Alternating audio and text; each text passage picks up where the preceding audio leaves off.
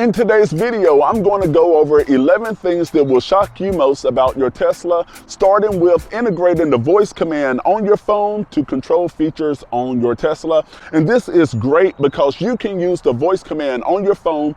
It works on your Apple and also your Android device in order to have your car to do certain things. Watch this. Hey Siri, blow the horn on my car. Yes. And this not only works with the horn, you can unlock the car. There are so many different features that's very convenient. Just say if your hands were full, you could unlock the car and that way you don't have to fumble with it, especially if you have one of those headpieces in or your phone can hear you from wherever your phone is.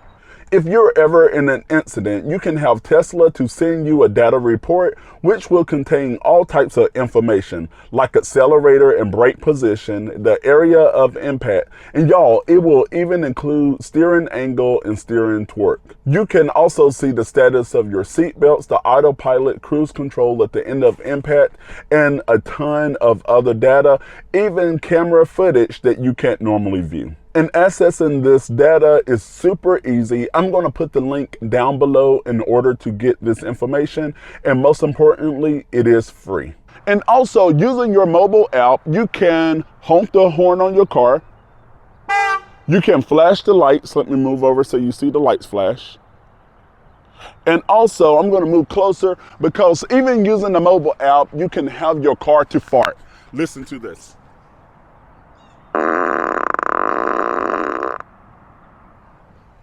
And also you can use the car's external speaker to tell someone to bug off. So I'm going to put my mic under the car. Bug off. And in order to enable this on your mobile app, you can go right here where it says security and drivers, and where it says sensory mode, we do want to enable that. And from there, we're going to click on live view. And once we click on live view, you have all of those icons down at the bottom. And not only that, you can view live camera footage right on your mobile app. You can be anywhere in the world and see what's happening around your car in real time. Now, this next feature that I'm going to show you, you should not access this information, not unless if you are a service personnel or a qualified mechanic. But for the sake of the video, I'm going to show you this anyway, and I am talking about service mode.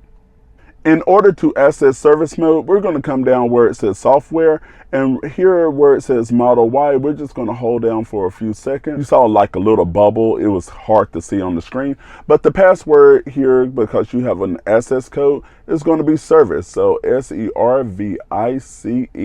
And from there, I am going to click OK. And it says service mode should be only enabled by service personnel. But for the sake of the video, we're going to enable it anyway. And now the car is in service mode.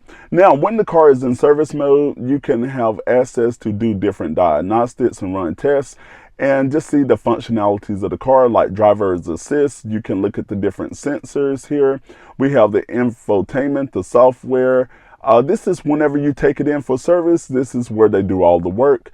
And the battery system here, the power distribution. I have home link, so I can work on home link here. Dealing with the AC, and you have different tools like brake, steering, tire alignments, windows, airbags, and things like that. Here you have service alerts, software reinstall. And in order to exit your service mode, all we're going to do is come over here and hold down where it says exit service mode. And your Tesla can park itself, and I'm not talking about the traditional self-parking whenever you have to be inside of the car. You select the parking spot, then the car will go on and park itself. I'm talking about I can actually get out of the car, and the car will park itself. It will move forward or backwards. This is great if you find yourself in a tight situation like a garage or a tight parking spot where you're not able to open the door. Now, this is only included with the enhanced autopilot package. So with most Teslas, that is an additional fee. But in order to make sure that this feature is enabled, we're going to come around here to the screen. We're going to click where it says autopilot. We're going to come down where it says customize summon. And from here, where it says required continuous press, we want to make sure that it's saying no. So to get this continuous press to work, make sure that your foot is not on the brake. Here on the right drive stock on the end, we're going to press it in real quick 2 times. 1, 2. And from there, you're going to get this auto part.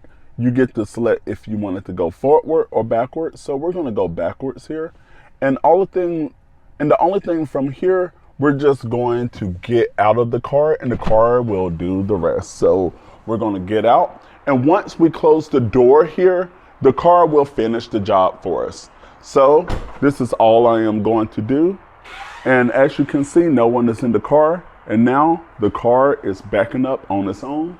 And whenever it gets a safe distance, you actually can set the distance that you want. If you want 18 inches, 20 inches, you select how far you want it before the car stops. And that's pretty much all to it. Now, the great thing with your Tesla's trunk is it lifts very high, and that way it's easy to put more stuff in without bumping that head too. But the thing with that is your trunk rash is real, especially if you're parking in a garage or a low-hanging area. However, there is a way to fix that. You have a trunk button right here. I'm not sure if you, okay, there it goes in the view. And the thing is, anytime that you lift up your trunk, it's going to go that high. I'm 6 foot tall and my head can go nicely right under there with no problem. But if you want to have a lower opening range, I am going to put it right here. All you're going to do is come under here and you're going to press that about for 2 seconds until you hear a beep in the cabin. Now it beep. Anytime that I open up the trunk, it's going to stop at that level every single time. All right, so there we go. And you can also schedule to precondition your car. This is super useful on those cold days. Just say before you get in the car will be warm, or on those hot summer days, before you get in the car, you can cool off the car.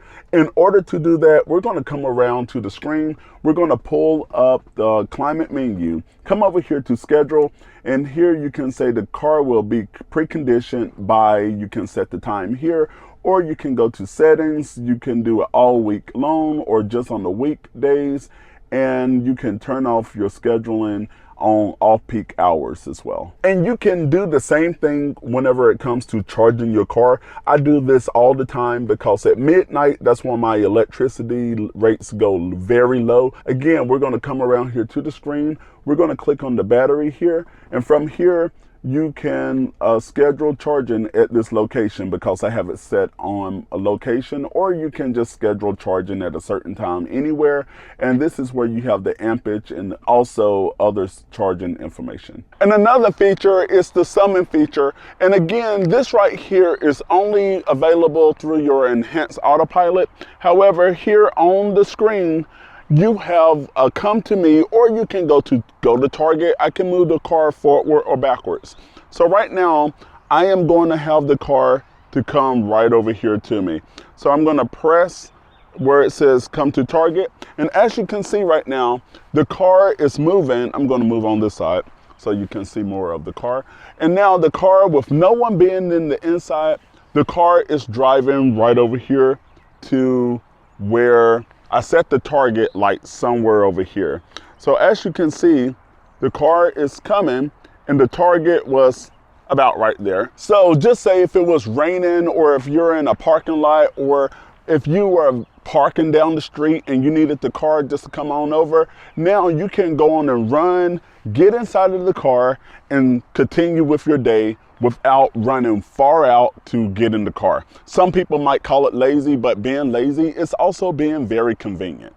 Now, whenever you own a Tesla, it's like owning a fine bottle of wine that's going to get better over time, and that's due to the over-the-air software updates. Now, Tesla vehicles will regularly receive updates, and they will receive it over Wi-Fi or also the LTE network that your car will come with, and a lot of times this will improve performance add new features, enhancing your safety. And the best part is you don't have to go into a service center. Now, all you have to do is come over here to your screen, and a lot of times it will say update available, and you just press it and that's it.